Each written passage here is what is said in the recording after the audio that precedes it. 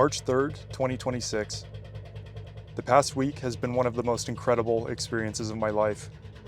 I'm riding this aboard an 85-ton Danish-built sailboat powered by a great thumping heart of an engine, bound for an island on the west coast of British Columbia.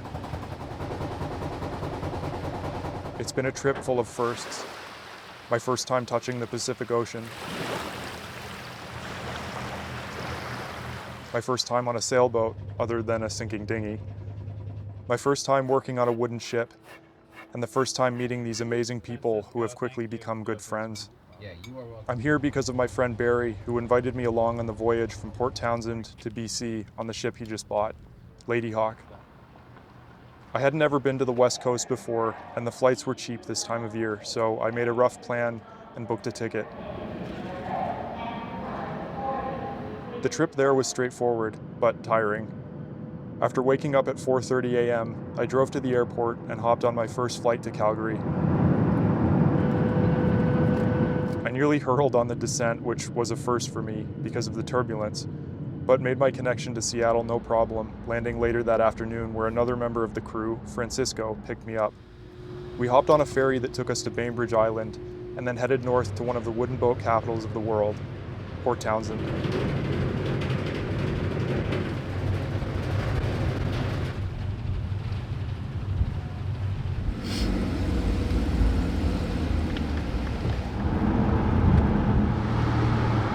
It was there that I saw Lady Hawk for the first time, hauled out for a pre-purchase inspection and some repairs. At this point, I had been awake for almost 24 hours, so I climbed aboard and passed out in my bunk. The next day, I would begin to dig into one of the best trips and learning experiences I could have asked for. In the early hours of the morning, while Francisco was cooking breakfast and the other guys were getting ready for the day, I took a look around the boat. She's like a floating time capsule.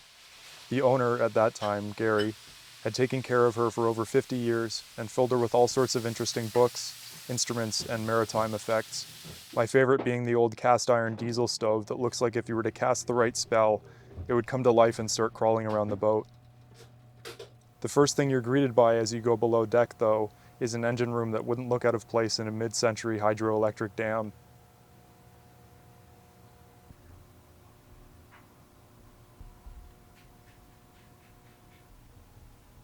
Once I was done with my brief self-guided tour, we sat down to a delicious breakfast and started getting ready for the day's work, beginning with some cleanup and organization inside and out of the boat. And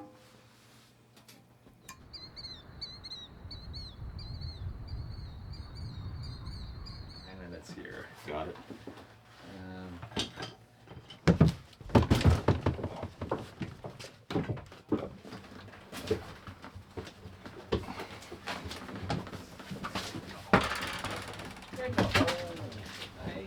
More garbage. Okay, got it. Yeah, the 16,000 bottles we have to load. Yeah. All in cardboard boxes.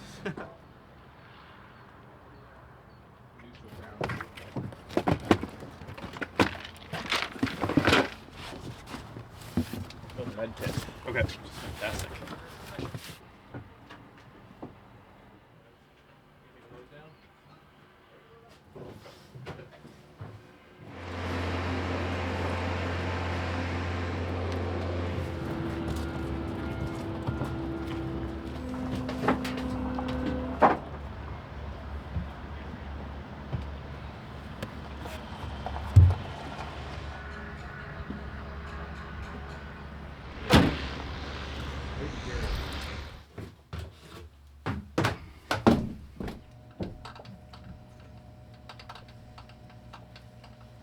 What's next?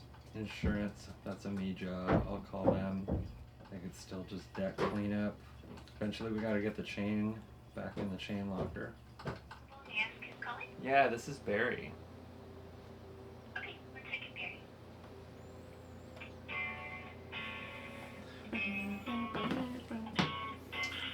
Ben speaking. Yo, what's up, dude? Just before lunch, Nathan and I cut up some thin plywood into strips that we would use for another project later in the day. And then if you do have to make a point, let's say for example you're going into the corner of a deck pattern that you want to make in your deck floor, you whittle out that little tip, and then you can glue that tip just to a point.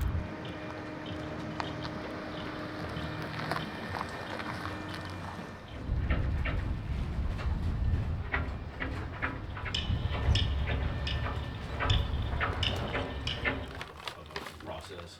When it's like, Thank you. and you can do as fine of a work as you can. After lunch, we got to work on the anchor chain. Hoyle and Francisco joined the 2 lengths of chain with a connecting link, and then we all took turns cranking the windlass to pull the chain in while Francisco flaked it into the chain locker down below.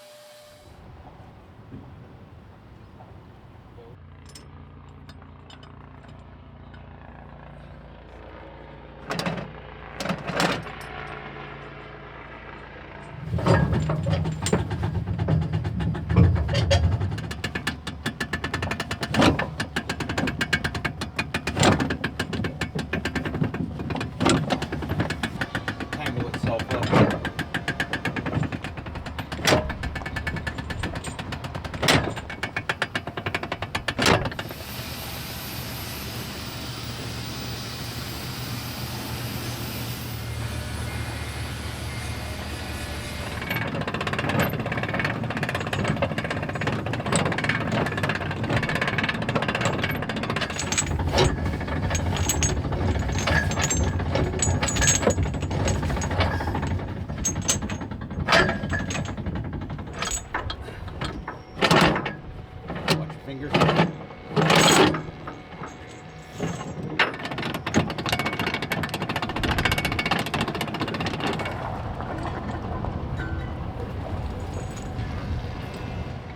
Once it's off the ground, stand clear. Yeah.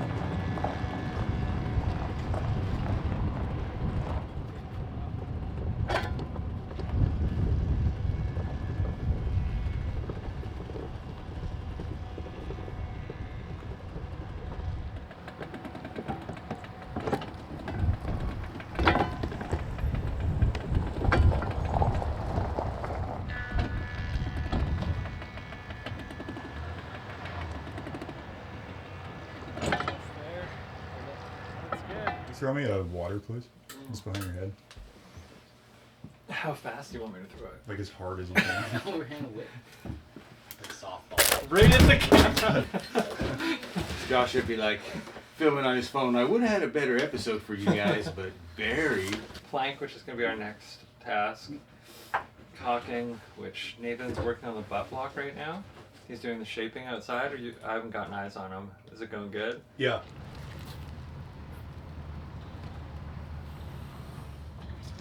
There. Here. Next, we had to address the big hole in the boat.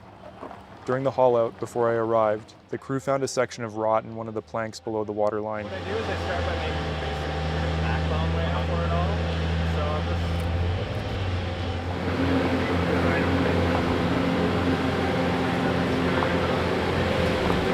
hang that up there. Barry showed me the process of templating using those thin strips of plywood from earlier and a hot glue gun.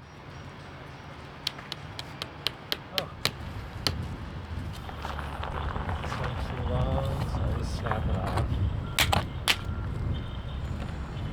Any, like random lengths are fine too. Okay. The key here is, like I like to do corners, and it's just to inform exactly where it should contact, if that makes sense. And then We don't have power.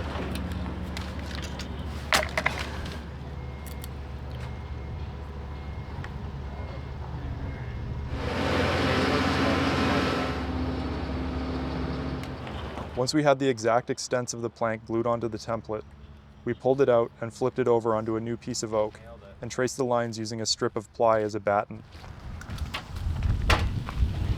We're like fully. We're pretty.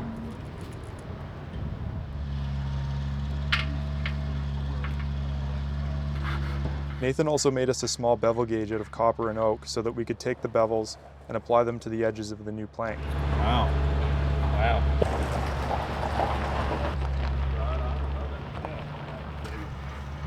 No?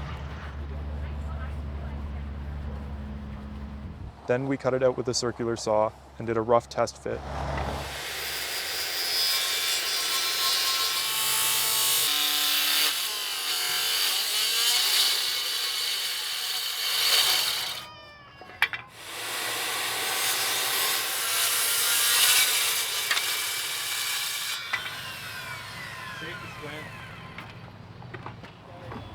What if it doesn't fit?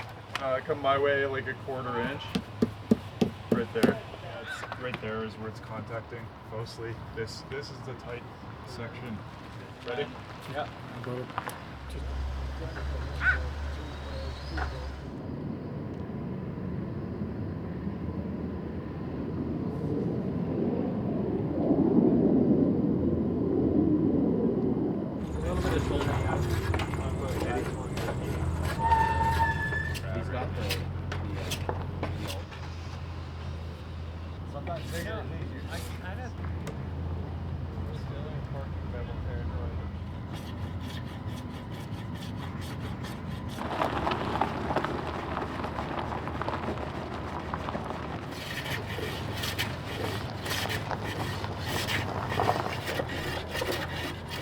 With a bit of refinement using planes and a rasp, it seemed like it would fit the shape no problem, but the amount of twist it looked like it needed was concerning. Yeah, there's a tight spot right here.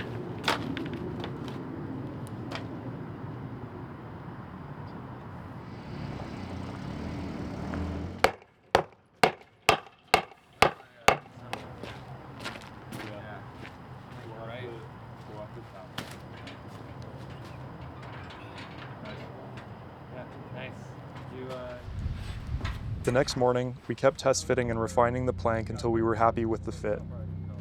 All the while, I was gawking at the sheer scale of the machinery and the amount of activity in the shipyard, a stark contrast to my sleepy forest boatyard back home in Nova Scotia.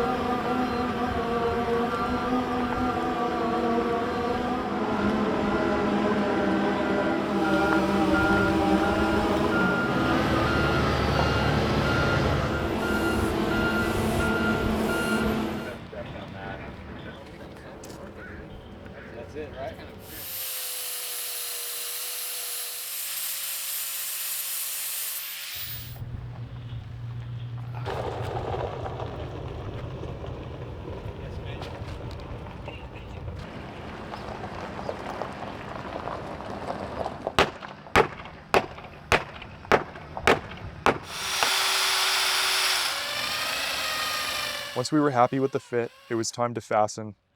We marked out, countersunk, and pre-drilled the holes for the big 1/2-inch galvanized lag bolts we were going to use to try to suck in the plank.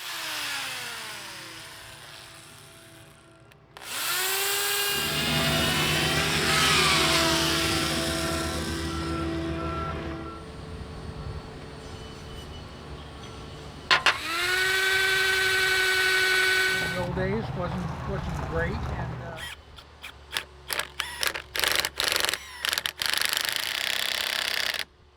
We tarred and put oakum gaskets on a couple lags, and then drove them in before Barry and Hoyle took off for an important meeting. They were about to finalize the sale of the boat with Gary. How were Gary and Barb? They were emotional. Yeah. It's tough. It's a tough day for both of them, but especially for Gary. I mean, we've all sold boats before, but when you've got a boat like this and 50 years of your life, of course you're going to be emotional, you know. This is also a big day for them as well. Yeah. But I would say bigger. Yeah. Yeah. Congrats, Barry. Thank you, sir. Thanks for being here, everyone, to make this all happen, too. Yeah. After a quick run to Admiral Ship Supply for zincs, we got back to the plank while Hoyle took care of the propeller and Ray repainted the stripe at the waterline. There's a name for it, but I've forgotten.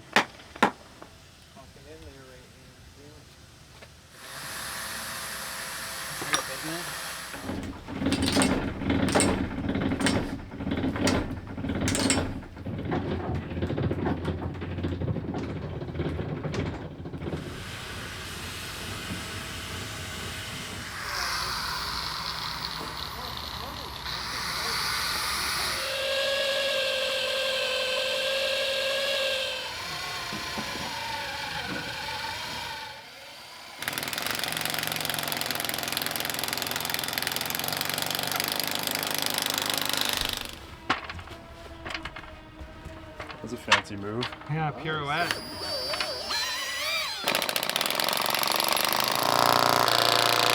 Unfortunately, the big white oak plank refused to twist even a quarter of an inch, so we had to pull it out and go back to the drawing board.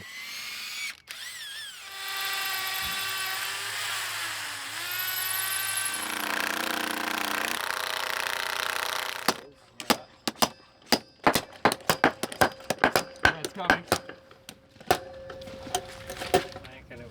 That evening, one of the local shipwrights hooked us up with some lumber that we thought might work better, so we made a plan and called it for the night.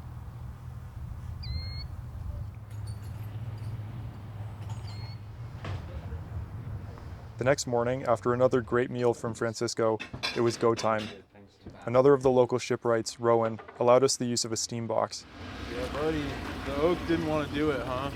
We steamed the new piece of planking stock for 2.5 hours, threw it in the back of Hoyle's truck, and ripped back to Lady Hawk to start pre-bending the plank with pipe clamps and ropes, trying to work as quickly as we could before the wood cooled down.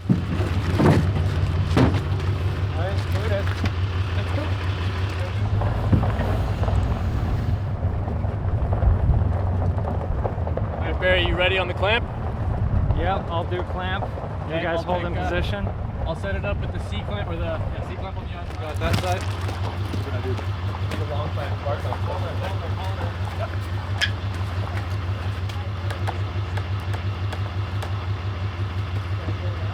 Yep.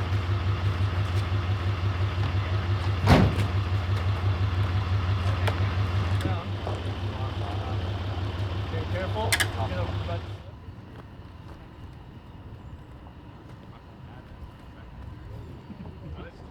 You know she would have snapped.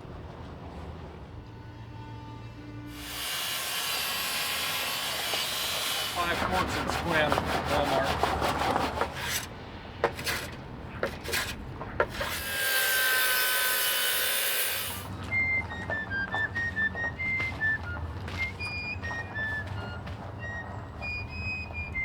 With some twist in the board, we redrew the pattern of the plank, cut it out, and refined it until it fit nicely. Then another 2 hours in the steam box, and another attempt at fastening, but without success. As Barry had originally thought, the plank had to be much longer to twist, but financial constraints and a miscommunication between him and the owner at the time meant that he had to use a shorter plank. Plus, we were out of time to get a longer piece of oak. Launch day was tomorrow, and if we missed our appointment with the travel lift, we would have to wait until the next week. And I had a plane to catch in Victoria in a few days. But we're going to make it so that the fasteners are no longer doing any bending, any kind of work like that. We're not sucking in with this. Yeah. It's just holding.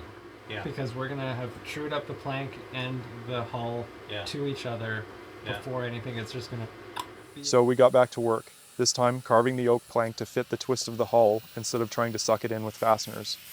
Working by the light cast by Hoyle and Ray's trucks. Whoop, whoop, whoop. Francisco, thank you. Yeah, thanks, man. Yeah, you are welcome on any journey I ever go on, ever again. Oh, yeah.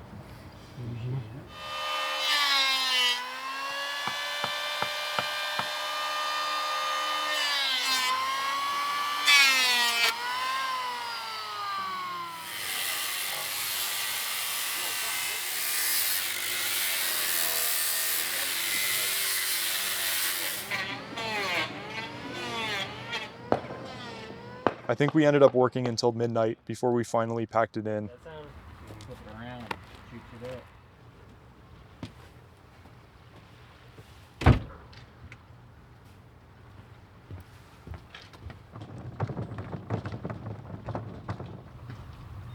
After we had consumed the requisite amount of coffee in the morning, we were back at it at 5:30.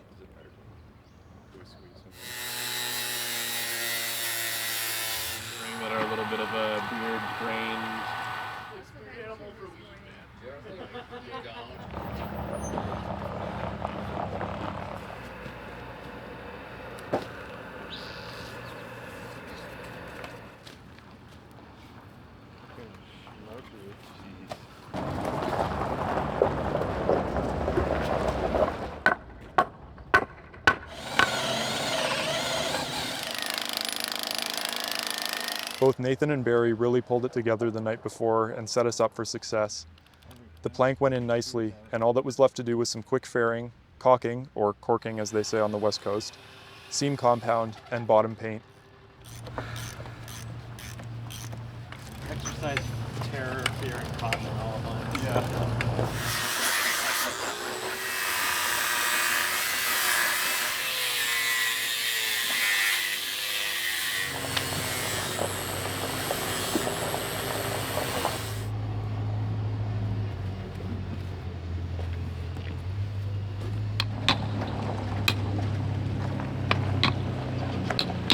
As wide as it is about as deep as you should have your cotton or your oakum laying. So then the rest is the mixture that goes on top.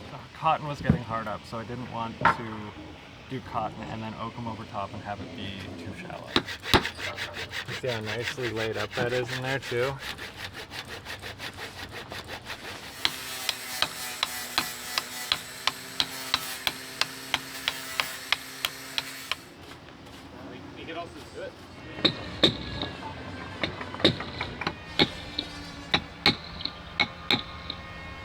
Nice.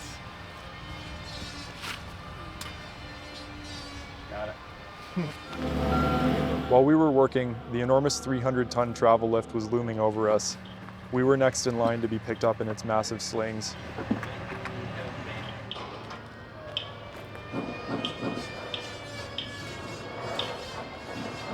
As we were working on the plank, Hoyle, Francisco, and Ray did an awesome job cleaning up the work site. We wouldn't have made it without them. With a cookie. We ended up pulling it off with just 2 hours to spare before launch, celebrating with a round of stromboli from the Marina Cafe for lunch. Highly recommended. Then it was the big moment. The travel lift rolled into place, and after some readjusting of blocking so that the slings wouldn't catch the rigging, she was in the air.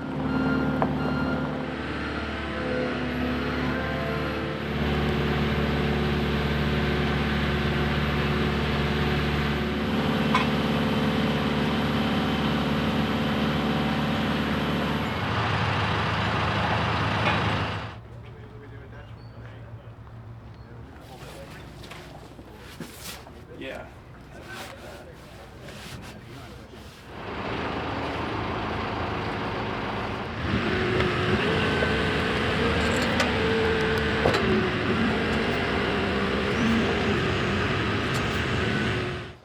We quickly rolled on some bottom paint where the keel was sitting on the blocks, and then we were on the move.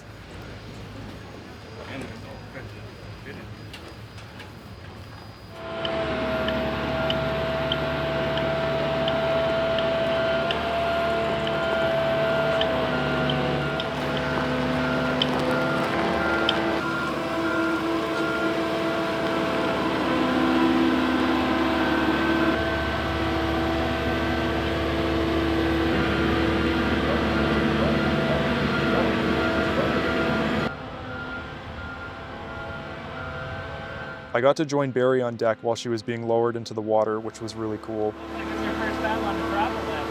Yeah. Can't say I've ever done this before.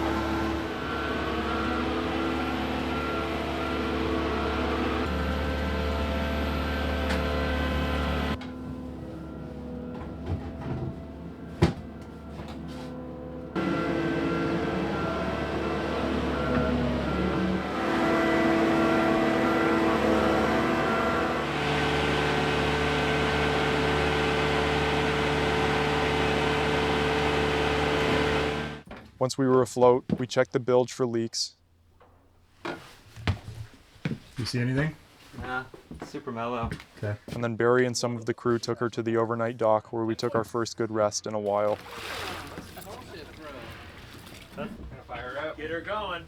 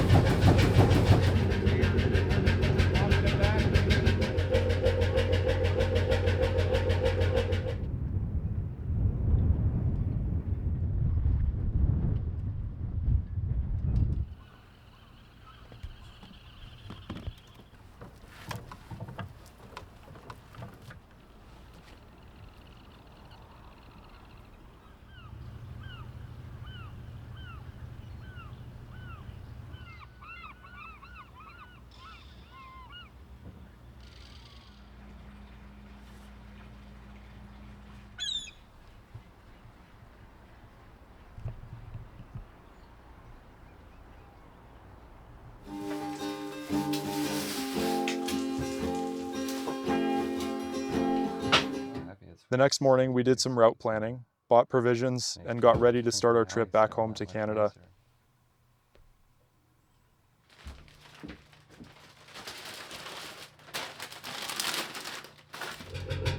The farewell as we were casting off from the docks was a really nice moment to be a part of.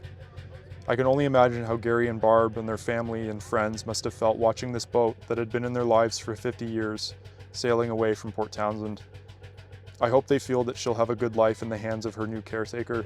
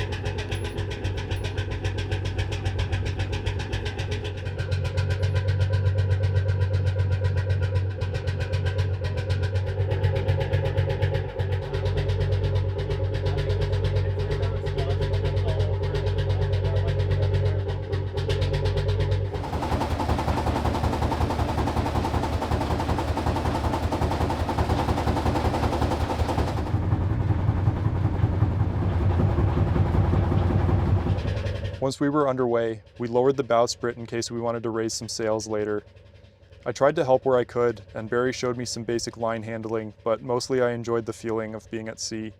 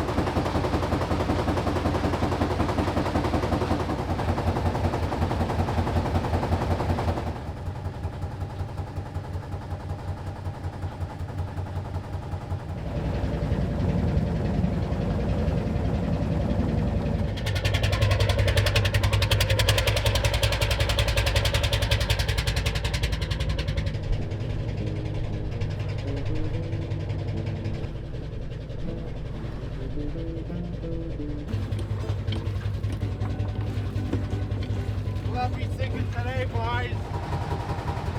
Our destination for the night was Watmo Bay on Lopez Island. On the approach, we had so much current against us that we were slowed to 1.5 knots at one point.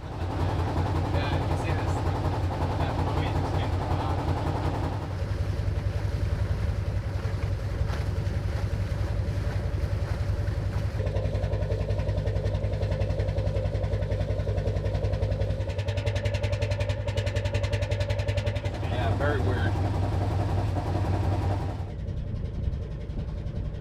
After a beautiful sunset, we arrived safely, dropping the anchor just as night was falling.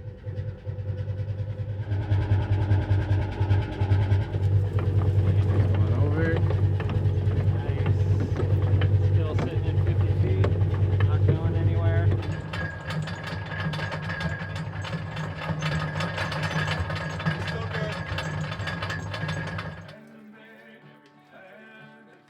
The silhouette of Mount Baker in the east greeted us at first light. I can't describe how much I love being near the mountains.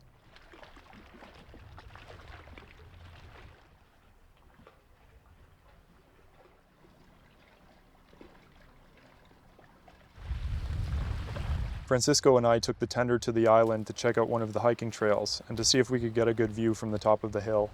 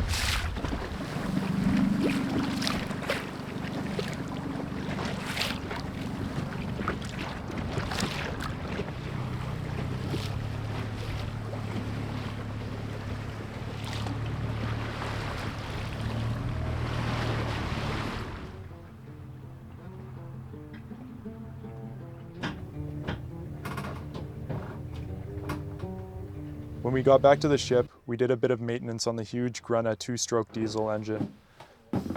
I have no idea how big the displacement is, but the pistons are almost a foot in diameter and it has a stroke of something like 1.5 feet. The starting procedure is equally ridiculous. A 15-step process that looks like something out of a Dr. Seuss book. Flipping levers, spinning dials, cranking whatsits.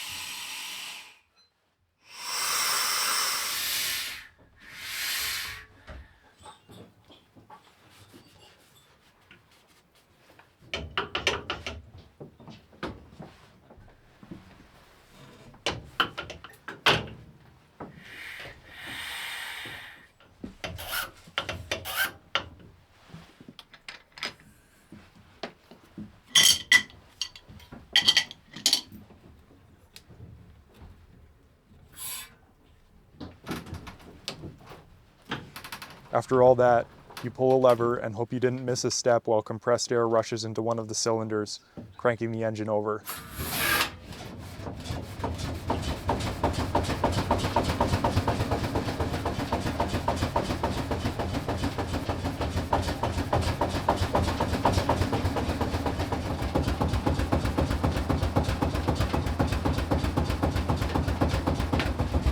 But above all, the coolest thing about this boat is the smoke rings she blows when she's running well.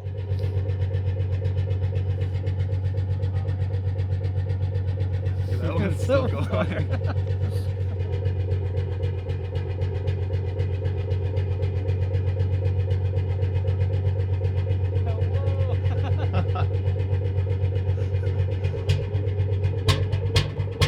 After we let the motor warm up, Francisco took the sail cover off the headsail in preparation for our departure tomorrow morning.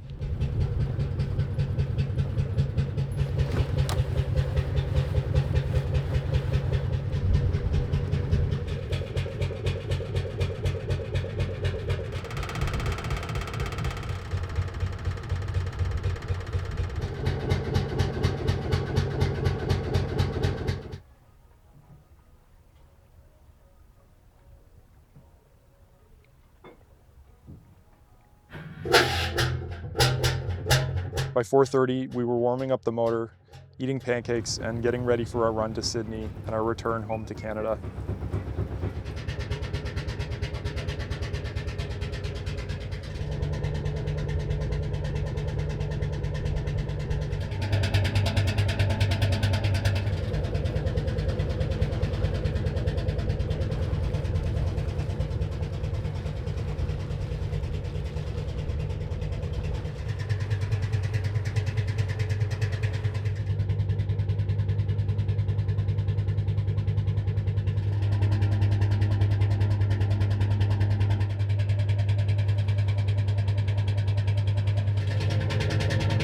On our way there, we raised all of the working sails, the jib, staysail, mainsail, and mizzen, and I got to hoist what I hope will be the first of many sails.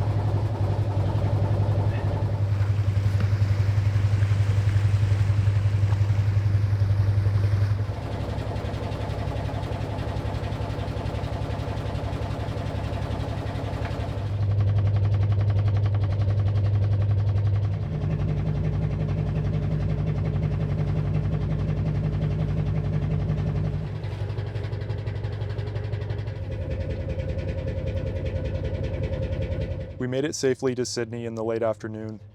Barry did an excellent job docking at the customs dock. Distance?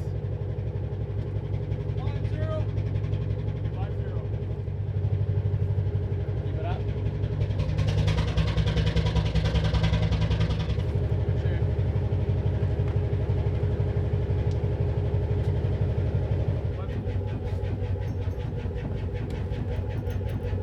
We ended up having to go to the airport to check in and to import the ship into Canada, and then spent the night at the marina before heading for Gabriola this morning. Hey, I just arrived in Canada aboard a ship.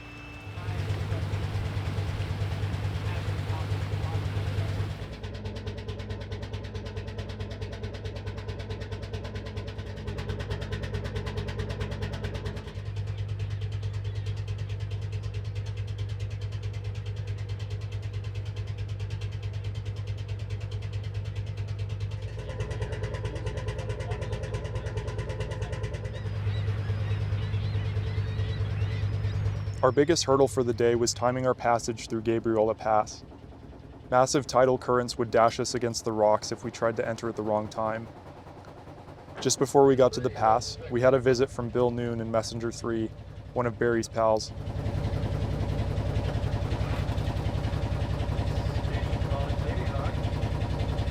Lady Hawk, Messenger 3. Go down 09.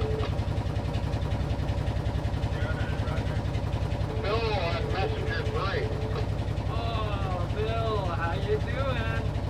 Excellent. You've got the Maple Leaf flag. How'd you swing that? Well, because I imported it and I bought a Canadian flag.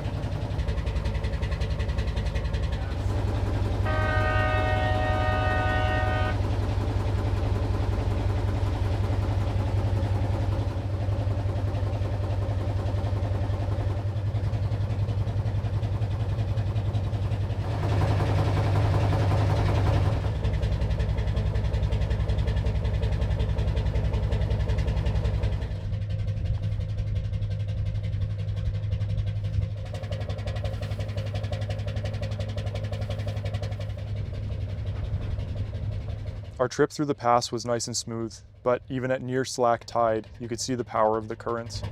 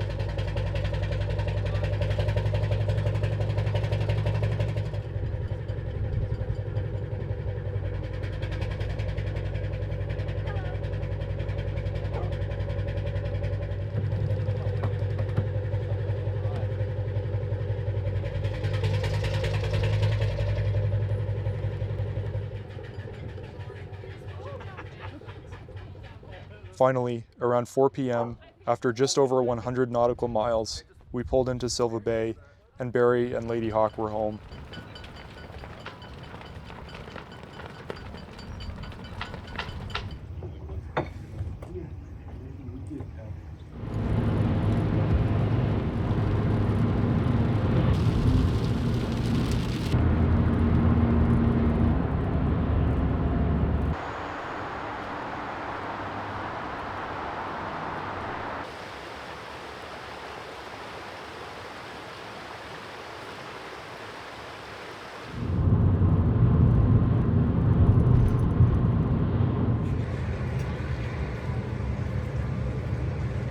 Thank you. I'll come see you, you come see me again. Yeah, I will. Yeah. Enjoy your Nanaimo bar from Nanaimo. Thank you. Alright, later. See you, dude.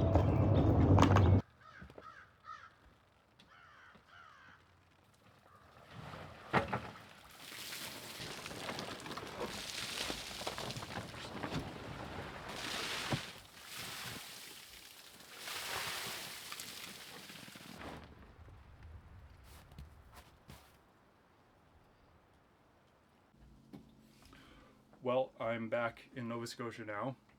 That was probably one of the most incredible experiences I've ever had. I haven't had a lot of chances to travel in my life, and yeah, it's because of you guys that I was able to do this. So thank you for watching, and especially those of you who have supported me through Patreon. I also want to give a huge thank you to Barry for inviting me along on this voyage and for giving me a crash course on sailing and a little bit of boat work. It was just really special. Lady Hawk is an incredible boat. I have major boat envy, not just because his is floating, but because it's a cool vessel. Like me, Barry is a bit of a dreamer, and he's got big plans for Lady Hawk. So if you'd like to see more of Barry and Lady Hawk in the future, I'm going to link his YouTube channel down below. I also want to thank Francisco, Hoyle, Nathan, and Ray for being just incredible crew members. It was really amazing to get to know them and hang out with them. And I'm trying to convince them to come to the East Coast to help me with my boat because I need all the help I can get. And finally, just to wrap this up, I want to say thank you to you guys for watching again. It means the world to me that I can do this as a job. It's crazy. If you want to help me make more videos and get early access to them, you can do so over on Patreon. I'll link that in the description as well. So I'm going to take a week off because I'm still wrecked from that WestJet flight, but I will see you in a week. I'll see you in 2 weeks.